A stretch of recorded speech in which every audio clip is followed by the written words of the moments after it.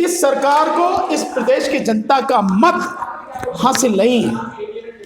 इस सरकार को इस प्रदेश की जनता ने नहीं चुना है। जनता का तो आप सबने कवर किया था कि जो वोट था उसका जो जन सैलाब के रूप में जो आप सबने देखा था चुनाव के दौरान, वो तो सारा का सारा समाजवादी पार्टी और गठबंधन के साथ में था। भाजपा के लिए मैं आपसे दो तीन चीजें आपसे जानना चाहता हूं, पूछना चाहता हूं। प्रधानमंत्री सहारनपुर में अपनी रैली करते हैं, आदमी कहां से मंगाते हैं? हरियाणा से। 300 बसें मंगाई जाती हैं और पता जब लगती है, जब 300 बस वाला जो बेचारा किराया मांगता है कि मेरा किराया तो दे दो, यानी इससे ज्यादा और शर्मनाक स्थिति, डूब कर मरने वाली स्थिति किसी व्यक्ति के लिए हो सकती है कि देश का प्रधानमंत्री और उसकी मीटिंग में जिस प्रदेश में चुनाव हो रहा वहां की जनता नहीं है, बाहर से जनता मंगाई जा रही है। इसके साथ साथ जब बिजनौर में रैली होती है, पता लगी कि यहाँ सब सुपड़ा साफ है, वो रैली रद्द कर दी जाती है। इसके साथ साथ जहां कहीं भी उनकी मीटिंगें हुई, कुर्सियां खाली पड़े नहीं। आप सारे मीडिया के साथियों ने दिखाया, सोशल मीडिया के साथियों ने दिखाया। अच्छा, इसके अलावा एक चीज और मैं और बता दूं, यहीं पे कहीं आपने देखा कि पूरे इस पश्चिमी उत्तर प्रदेश में बीजेपी का कोई कार्यकर्ता, कोई कैंडिडेट घुस नहीं सका गांव में। गांव में गांव के लोगों ने लिख के टांग दिया कि बीजेपी वालों को आना है, मना है। इसके अलावा 27 जगह पर बीजेपी के जो विधायक हैं, जो कार्यकर्ता है, उनको पीटा गया। ये स्थिति रही। बावजूद उसके वो इतनी बड़ी संख्या में जीत गई। नहीं लगता कि कहीं ना कहीं कोई ना कोई धांधली है? और उसके बाद जिस तरह से ईवीएम मिली हैं, चाहे वो बरेली हो, चाहे वो बनारस हो, या और कोई जगह हो, कचरे के डिब्बे में मिली हैं, कचरे की गाड़ी में मिली हैं, और ट्रकों में भरी हुई मिली हैं, रोड पर ले जाते हुए लोग मिले हैं। नहीं समझ में आता? सब समझ में आ रहा है। सबको मालूम है कि ईवीएम में बड़े पैमाने पर धांधली करके बनाई गई है ये सरकार, और प्रशासनिक गुंडागर्दी के माध्यम से। तो ऐसी सरकार का अगर आज शपथ ग्रहण समारोह है, तो क्या इस प्रदेश के राजनीतिक इतिहास में काला धब्बा नहीं? काला धब्बा, इसीलिए मैंने काला धब्बा कहा। अच्छा, आपने बात कुर्सियों की, कुर्सियां खाली दिखाई दे रही थी। शपथ समारोह में भी ऐसी वीडियोस निकल के आ रही हैं कि कुर्सियां खाली पड़ी हुई हैं। नहीं, देखिए, अब उनके साथ में जनता नहीं है। मुझे नहीं मालूम कि क्या स्थिति है, मैंने अभी शपथ ग्रहण समारोह का वो सारा सब देखा नहीं है, पर मैं बहुत विश्वास के साथ कह सकता हूं, हमने जमीन पे काम किया है, हम लोगों से मिले हैं सीधे, हम लोगों के घरों में गए हैं, गांव में गए हैं, हमने बात की है लोगों से, लोगों का जन सैलाब हुजूम देखा है हमने, लोगों का वो हमने जुनून देखा है जो समाजवादी पार्टी और गठबंधन के पक्ष में था और भारतीय जनता पार्टी के विरोध में था, वो हमने जन सैलाब देखा। तो हम कैसे मानेंगे? जो मैंने अपनी आंखों से देखा है, जो मेरे सामने सब कुछ हुआ है, उसके लिए मुझे किसी दूसरे के सबूत की जरूरत है क्या? नहीं। और ये मैंने यहां से लेकर वहां तक पूरे प्रदेश में देखा है। सो हमने देखा है कि भारतीय जनता पार्टी के पास में मुट्ठी भर लोगों की वोट है।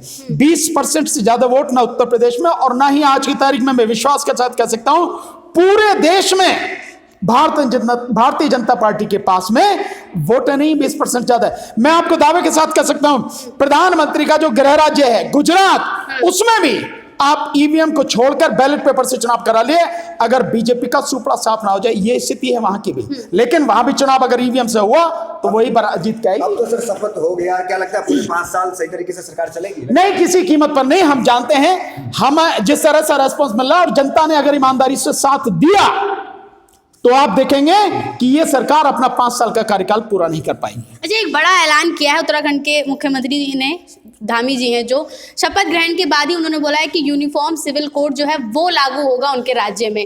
आप वकील हैं, कानून की अच्छी समझ रखते हैं, ये क्या चीज़ है जो उन्होंने एक राज्य, क्या लगता है आपको सेंट्रल गवर्नमेंट है वो उसको लागू कर सकती है, केंद्र सरकार की जरूरत पड़ेगी? देखिए, ये सारी की सारी जो चीजें हैं, ये घोषणाएं इसलिए की जाती हैं ताकि जो बीजेपी का अपना एजेंडा है, मेन एजेंडा हिंदू मुस्लिम, उस सारी चीज को हवा दी जा सके।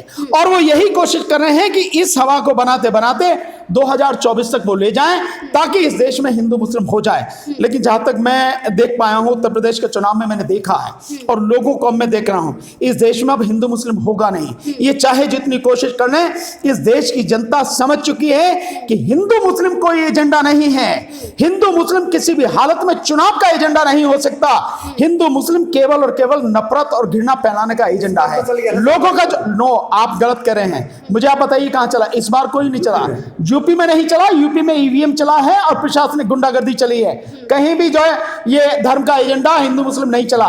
जो जनता है उस जनता ने इसको समझ लिया और जनता के मुद्दे हैं वो रोजगार है, वो शिक्षा है, वो स्वास्थ्य सुविधाएं हैं, वो किसानों के मुद्दे हैं, वो मजदूरों के मुद्दे हैं, वो छुट्टा सांड और जो बाकी जो पशु हैं, आवारा पशु, उनका मुद्दा है। वो ये जो सारी समस्याएं हैं वो उनके असली मुद्दे और इसी पर ध्यान दे रहे हैं। इसी को लेकर उसने पूरे चुनाव में काम किया और मत दिया। अच्छा, यूसीसी से आप कह रहे हैं कि मतभेद पैदा होंगे, तो अगर सबके लिए एक कानून हो जाएगा तो दिक्कत कहाँ आएगी उसमें? नहीं, मैं कहाँ कह रहा हूँ मतभेद पैदा होगा। मैं कह रहा हूँ कि मतभेद पैदा करने के लिए ही ये किया जा रहा है। किस यूनिफॉर्म सिविल कोड की बात कर रहे हो आप? पहले उसकी बाकायदा बहस करवाइए, चर्चा करवाइए, उसके बाद कोई बात होती है। आप जो मन में आता है ये है क्या, ये बहुत पहले से एजेंडा चलाता है इनका, क्योंकि इनके एजेंडे हमेशा हिंदू मुस्लिम के होते हैं और इसमें ये हिंदू मुस्लिम एजेंडा चला छुपा हुआ है, उसी के लिए सारे काम कर रहे हैं। आप देखिए गहराई में जाके, आप सब इस बात को मानते हैं कि हिंदू मुस्लिम एजेंडे के अलावा बीजेपी का कुछ नहीं मुद्दा होता। सर स्टेडियम में बुलडोजर भी नजर आ रहा है में। कुछ भी रख लो, आपकी मर्जी, इसके लिए आपकी मर्जी है भैया, जो चाहो रख लो, इसमें क्या फर्क पड़ता है। लेकिन ये बड़े दुर्भाग्य की बात है, बड़े अफसोस की बात है कि ये जो चीजें इस तरह की दिखाई जा रही हैं, इसका मतलब साफ है कि कानून व्यवस्था में इस वर्तमान सरकार का और सरकार के मुखिया का कोई विश्वास नहीं है। देश के संविधान में कोई विश्वास नहीं है। वो जो सारा सब कुछ है वो केवल बाहुबल के आधार पर, तानाशाही के आधार पर वो सब कुछ करना चाहते हैं। लेकिन एक समय होता है इसका भी, आने वाला समय इसका निर्णय करेगा। अच्छा, एक तरफ शपथ समारोह हो रहा है, दूसरी तरफ नोएडा की कई वीडियोस वायरल हो रही हैं जिसमें रेहड़ी पटरी वालों पे बुलडोजर चलाए जा रहे हैं। तो अब देख लो ना, तो ये बुलडोजर किस पे चलना था, तो बेचारे गरीबी टारगेट है। अगर रेहड़ी पटरी वालों की बात आप कह रहे हो, देखिए मैं बहुत पहले से कह रहा हूं, आप बार बार इस बात को मेरे माध्यम से सुन भी रहे हैं, आप भी इस बात को समझें। देश की जो गरीब जनता है, देश की जो मजलूम जनता है, देश का जो मध्यम वर्ग है, उससे बीजेपी का कोई लेना देना नहीं है। अगर मैं इसको इस तरह से कहूं कि एससी, एसटी, ओबीसी और माइनॉरिटी, इसको पूरी तरह से तबाह करके गुलाम बनाने की पूरी रणनीति है, तो इसमें कोई अतिशयोक्ति नहीं है।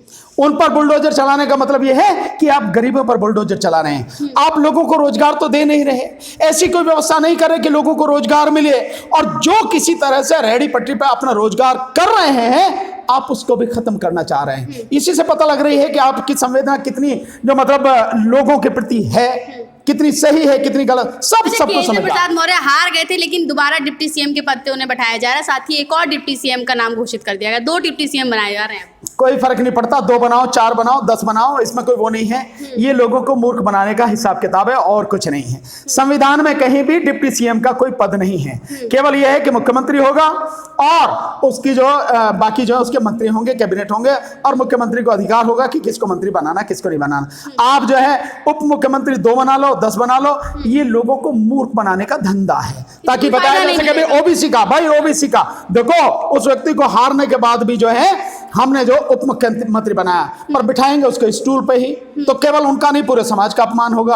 और इसी तरह से धामी को हारने के बाद मुख्यमंत्री बनाएगा, तो ये केवल लोगों को गुमराह करने की और मूर्ख बनाने की, बट ये उनका अपना मैटर है, जैसे वो ठीक समझे करें, इसमें कोई बात नहीं। 2 अप्रैल को ईवीएम को लेकर एक बड़ी बैठक करने जा रहे हैं, क्या उस पर चर्चाएं होंगी? बिल्कुल, उस पर चर्चा जो है उसी दिन होगी।